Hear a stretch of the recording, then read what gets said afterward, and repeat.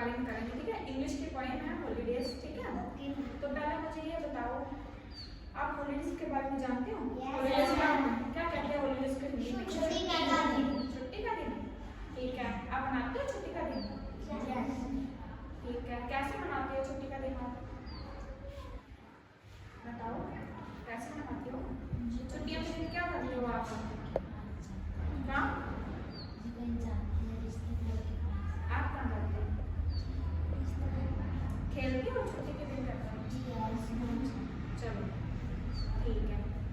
तो आज हम एक पोएम करेंगे, इंग्लिश की पोएम है जिसका नाम है हॉलीडे, ठीक है। तो कौन आएगा आगे? ठीक है, आप आ जाओ, आप बोलो, ठीक है।